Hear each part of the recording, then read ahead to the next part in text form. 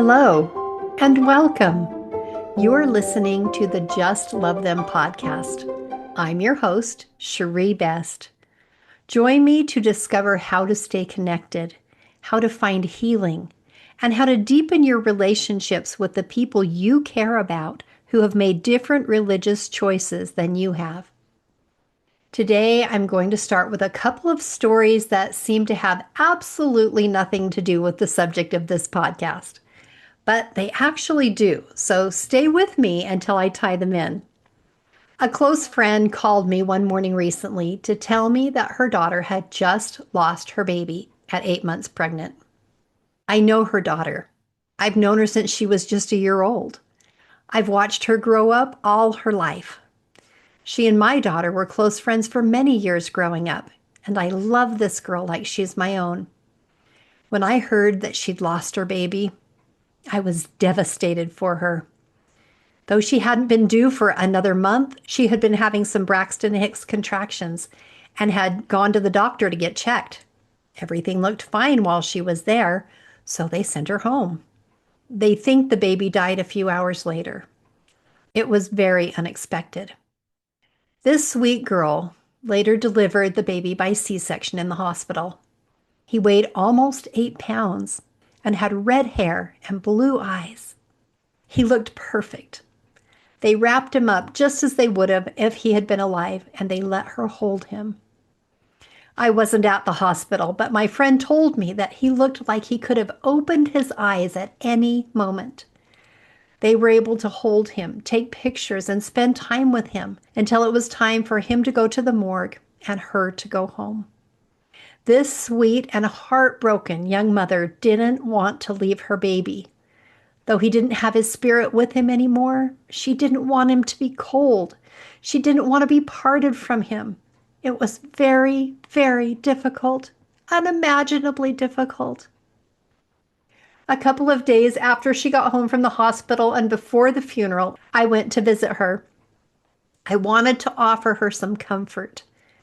I could see the pain in her eyes the moment I walked into the room. I prayed to know what to say. I prayed to know how to help.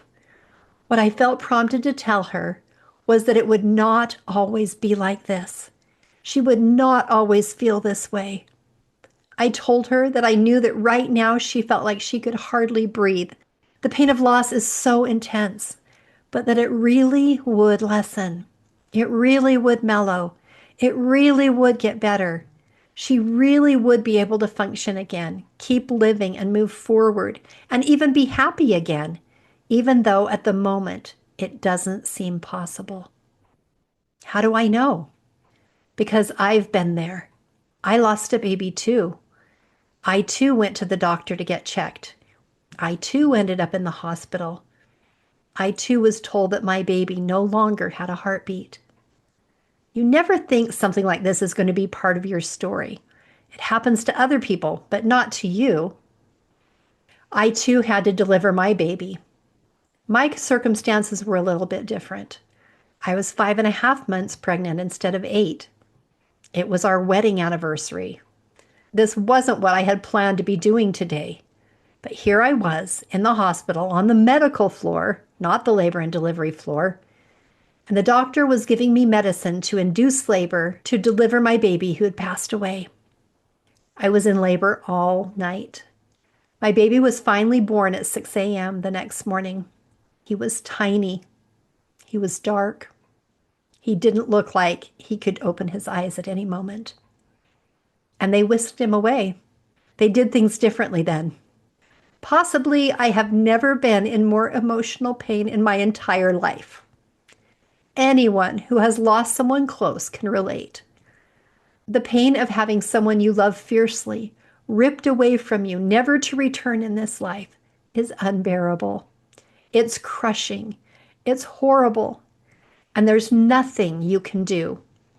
These days, they do all they can to give grieving moms closure. They let her hold the baby, rock them, touch them. I hope it helps moms heal faster, because I mourned for years. After I lost my baby, I wondered if he was really mine, eternally. There's very little official church doctrine on this subject. I researched, I pondered, I prayed. Eventually, God did give me a confirmation that my baby was mine. I was even given his name, Derek.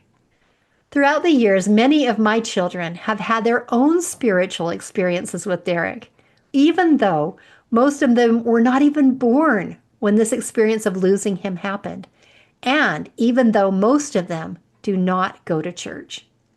My children do know, however, that they have a brother on the other side. They also know that there is another side. I know that he's on the other side of the veil helping his siblings from that side, and that feels good. Over the years, the pain of losing him has mellowed into a sweet feeling of peace, of trust in God and in his plan, that there is a plan, and a feeling that somehow it's all going to be okay in the end. That's why I was able to tell my sweet friend with confidence that it's not always going to feel like this. The pain really does get better. The heartache really does subside. You really will be able to breathe again. You really can be happy again. What does this have to do with loved ones leaving the church? Losing a child, or a spouse, or a sibling, or anyone you fiercely love who's fallen away from following the covenant path can be almost an equally painful experience to losing a baby. You never thought something like this was going to be part of your story. It happened to other people, but not your family.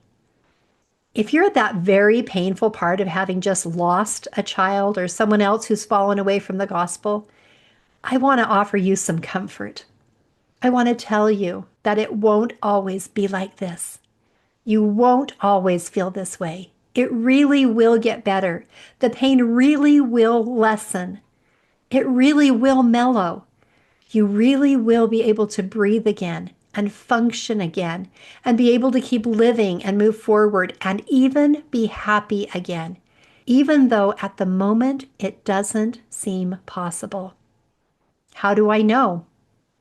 Because I've been there. I've lost a loved one too. 6 of them, in fact.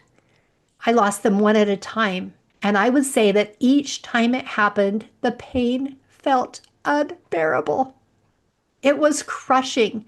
It was horrible. And there was nothing I could do. Your circumstances are a little different. Possibly you have never been in so much emotional pain in your entire life. If I could come to your house and sit on your couch and hold your hand, I would tell you that there is a way to heal. You don't have to mourn for years. I would tell you that that child or that loved one really is yours eternally. There's very little official church doctrine on this subject, but what we do know is that it's not over even after this life. Patrick Kieran said, quote, "He sent his precious beloved son to this fallen world to live the full range of the human experience, to provide an example for the rest of his children to follow, and to atone and redeem.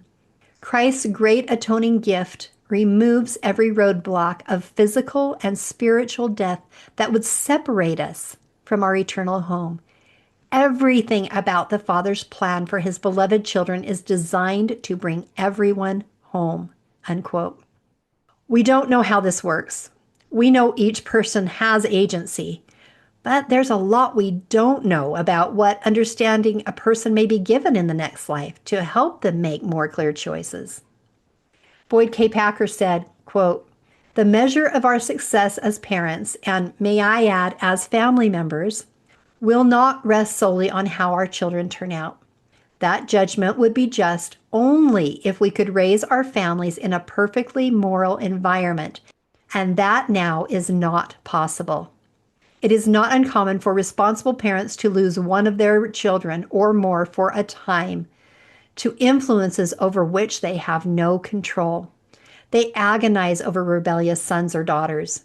They're puzzled over why they are so helpless when they have tried so hard to do what they should. It is my conviction that those wicked influences one day will be overruled. We cannot overemphasize the value of the binding ties of the sealing ordinance and the standards of worthiness required of them. When parents keep the covenants they have made at the altar of the temple, their children will be forever bound to them. End quote. That's quite a bold statement about having our children and our loved ones eternally. James E. Faust said, quote, "The grief of a parent over a rebellious child is almost inconsolable.